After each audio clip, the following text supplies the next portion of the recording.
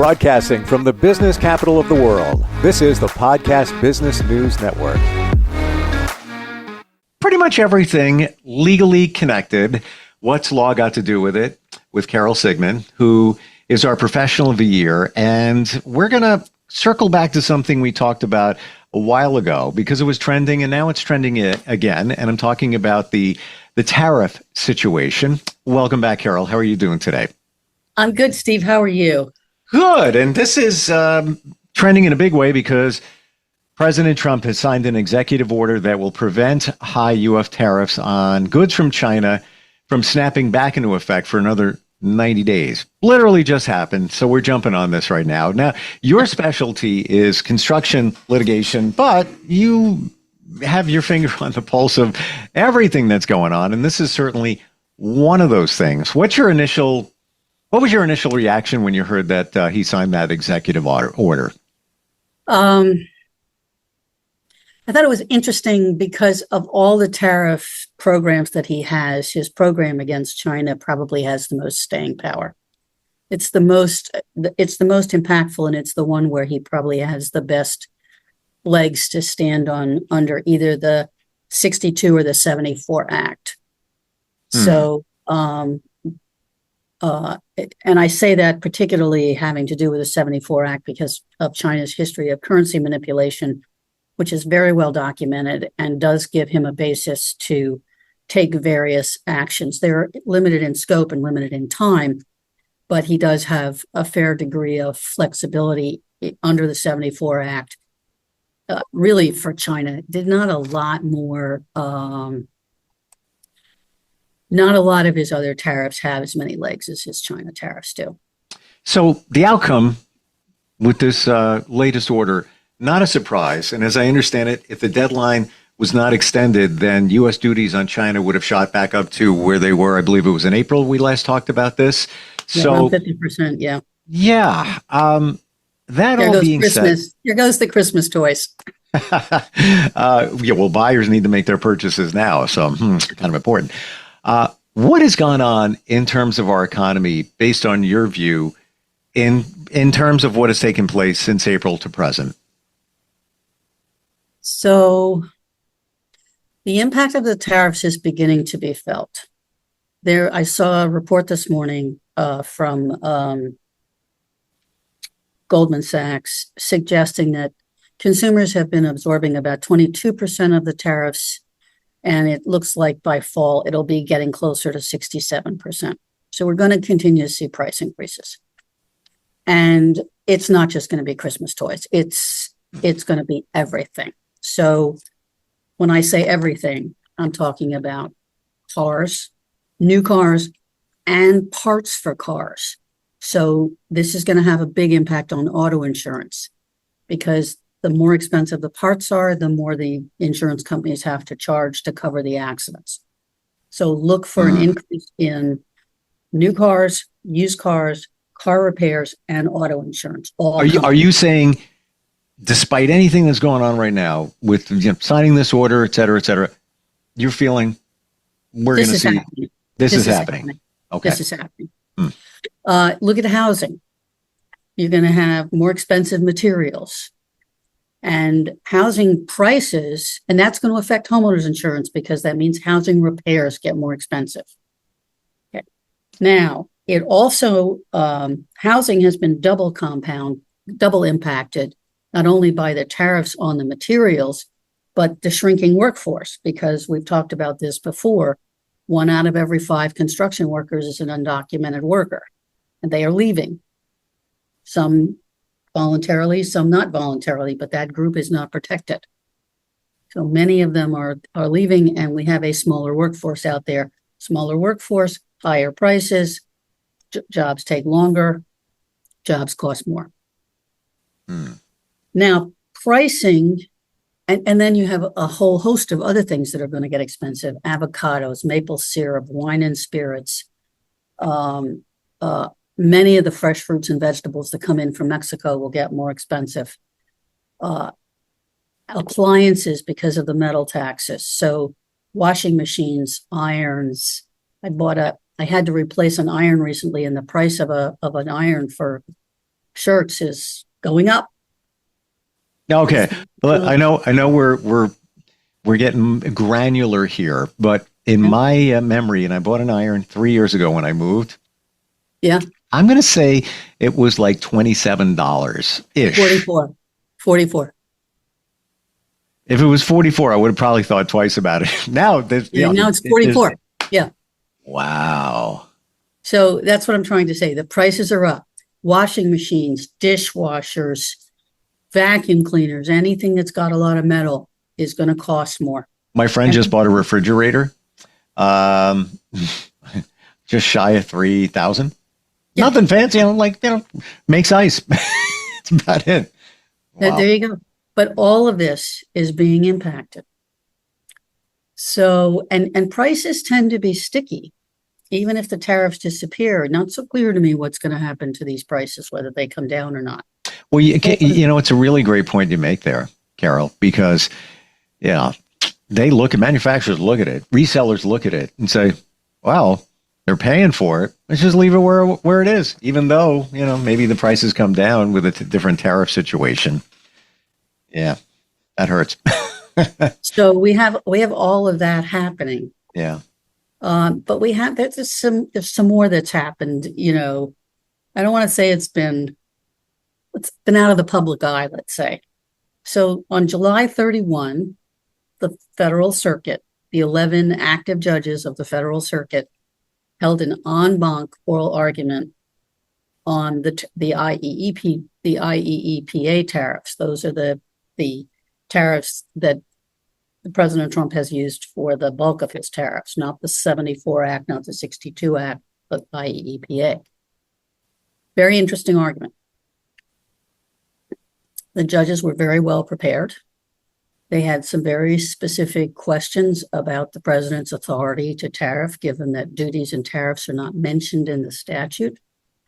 And as one judge made it very clear as he was discussing the situation and questioning the lawyers on both sides, Congress has a very elaborate system, and it meant to cut back the president's power in 1977 in the IEEPA.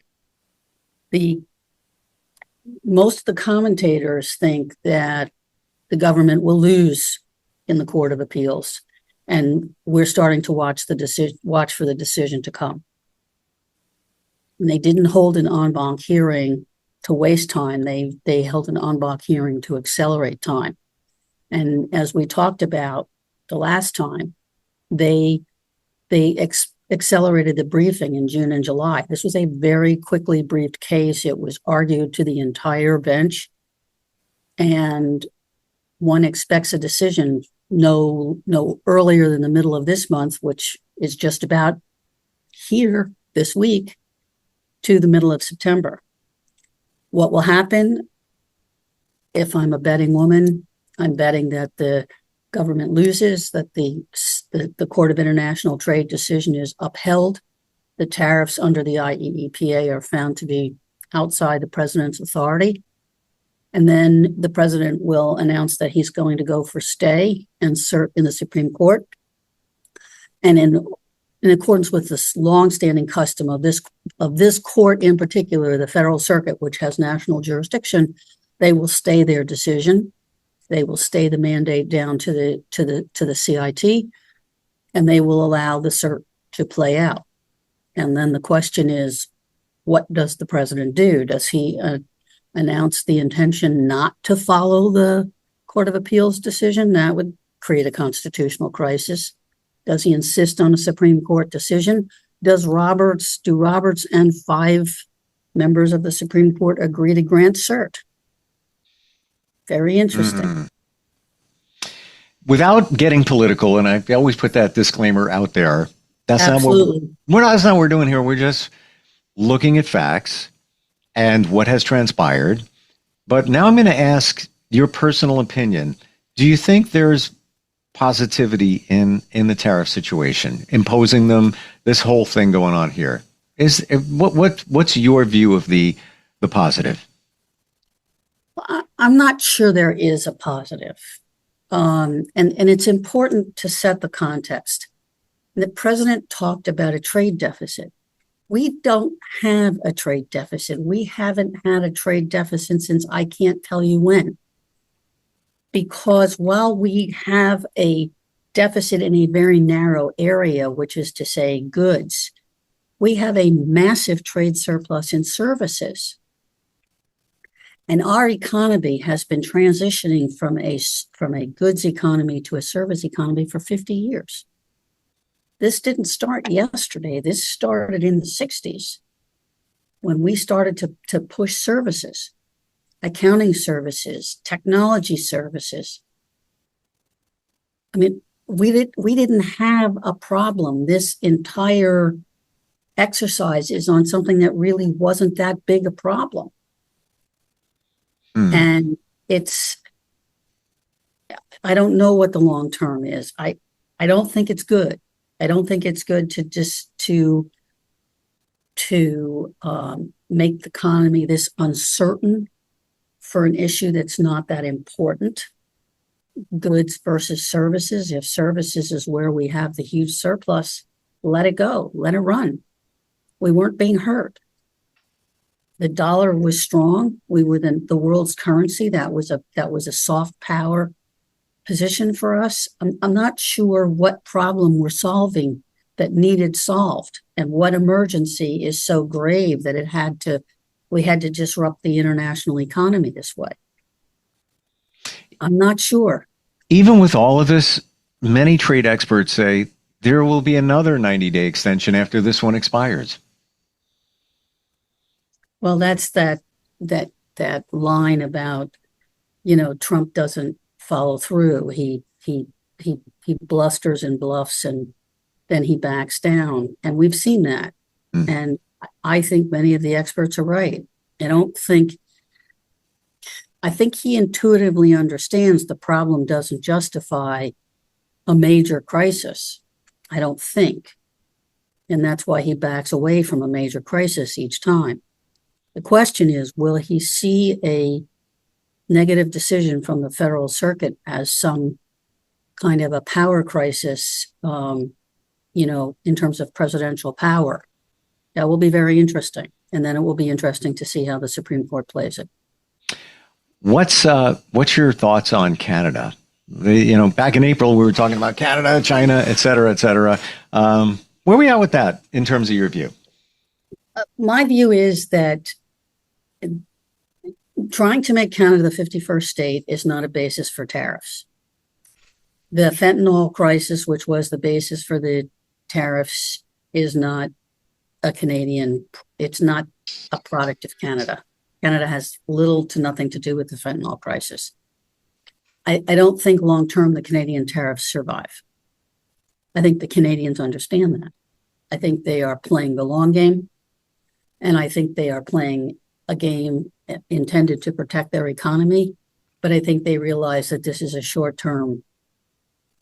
relatively short-term set of events. And when people start to have to pay a lot more for liquor, I don't know what's going to happen. Of all things, right? We're looking at food, the cost of irons, clothing and everything having gone up May, June into July, and here we are, August.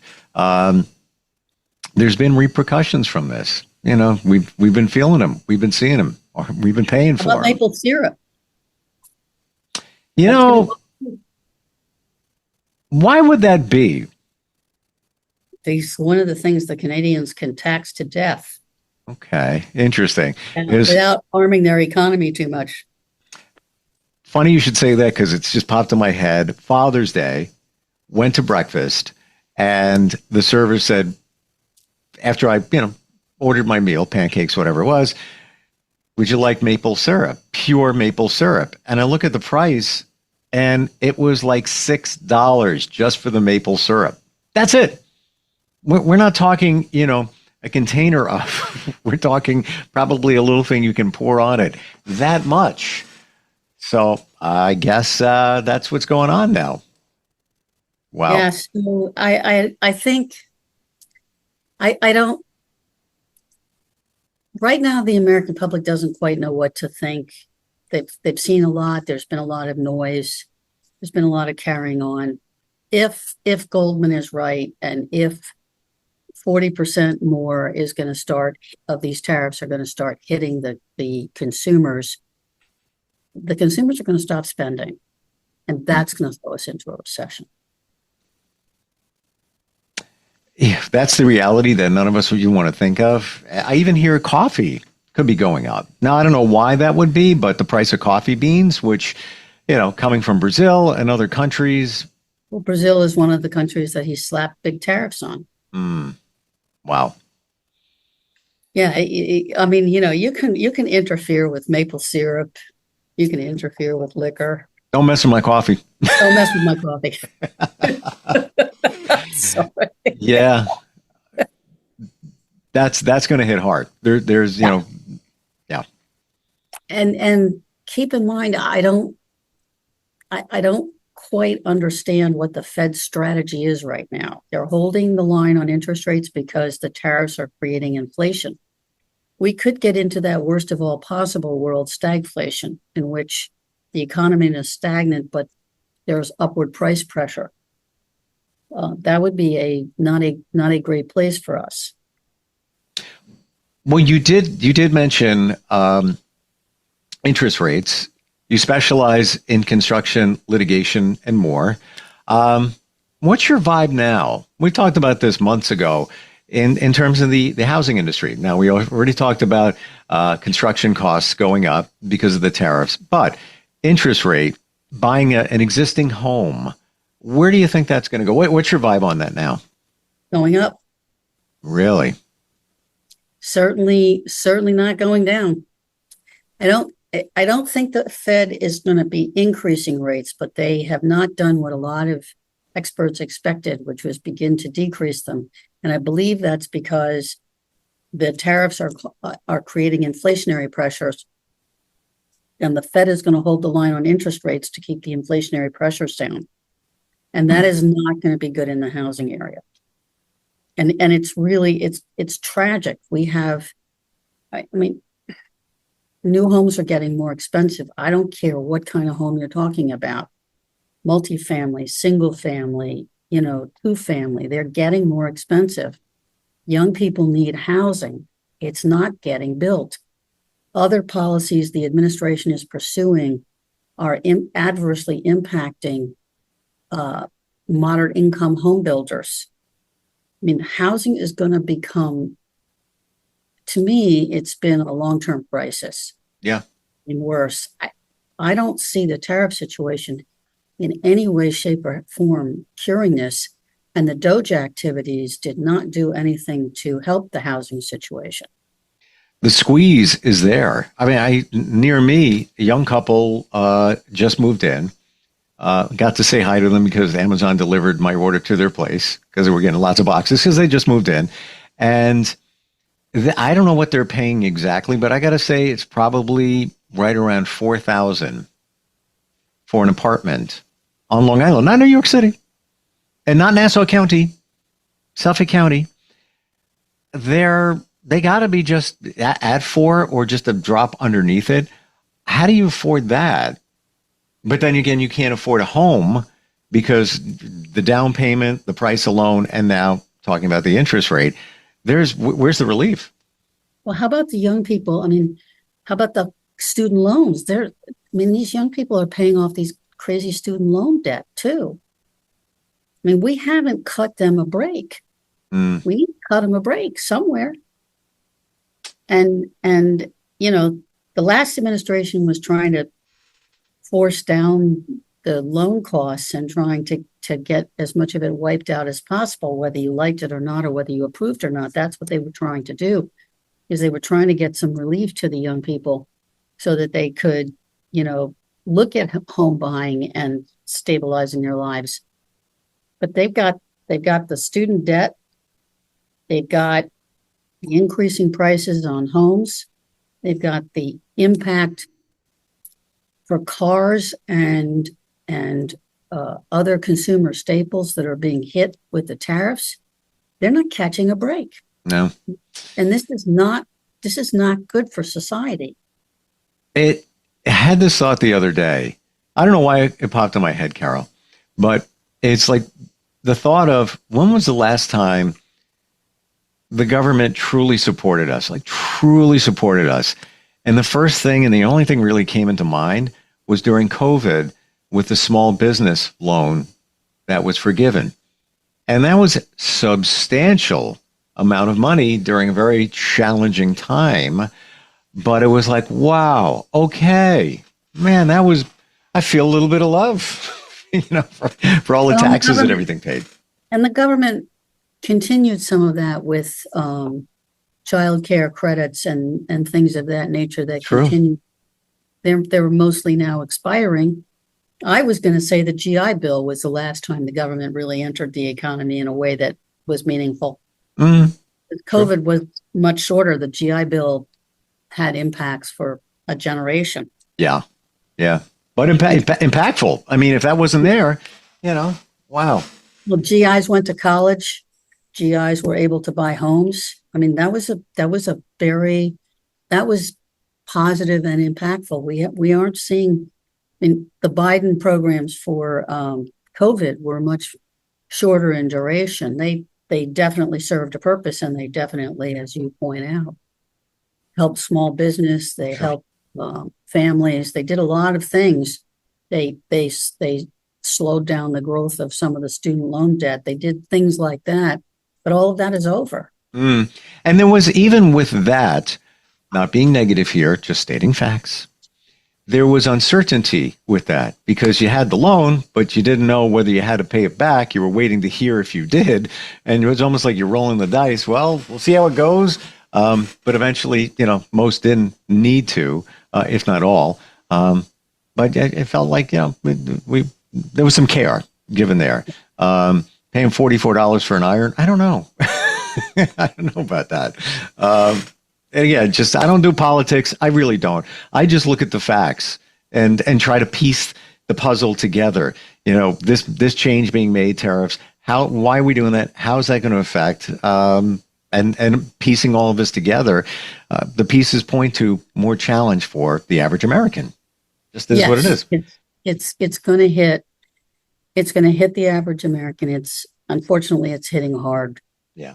I was kind of hoping that we'd get a decision that would take the IEEP tariffs off the table, leave, some tariffs on China, but take away these other tariffs, leave tariffs, and, a lot of economic sanctions on Russia because of the Ukrainian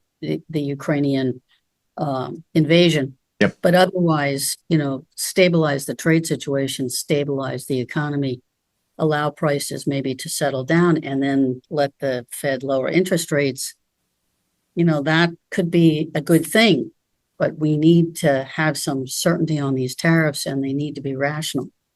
You said the word that's resonating in my mind, certainty. There's uncertainty. We can't even plan for the future because we don't know what's coming. And just based on evidence in terms of prices, interest rates, what do you do? I mean, I sold a house, wanted to buy another one. I already put offers on back then. And I guess thankfully I didn't buy at that time because I was just buying to buy, but it wasn't the right choice. And I'm glad I went with my intuition. But right now, I don't know. I can't even, or move to another state, which, not out of the realm of possibility. There are cheaper places to live than the New York area, but, everybody's got their thing going on. I appreciate all your insight and the research you do on this, Carol. You break it down so it makes sense for the average person. I appreciate that. I try. No, you do a great job. Somebody's got a comment they want to connect with you. How do they do that? Email. Okay. Carol.sigmond@gmlaw.com. And there's, I want to make sure there's a dot in between your first and last name. Yes. Okay. So Carol.Sigmond. Got it. SIGMOND @gmlaw.com. Correct. Beautiful. Thank you so much for being here today and all the insight. I am the smartest person in the room. We'll be sharing that knowledge later when I meet up with some people, and looking forward next time we get together. Thanks, Steve. Good to see you too. You too. We'll be right back. Bye.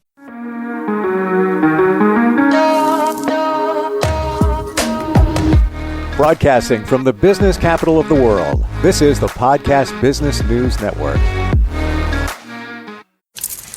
Let's go inside the mind of a 10-year-old. I should have worn those earrings today. I like those earrings. Gabby has those awesome earrings. I need to ask her where she got those, but that's just what she would want me to do.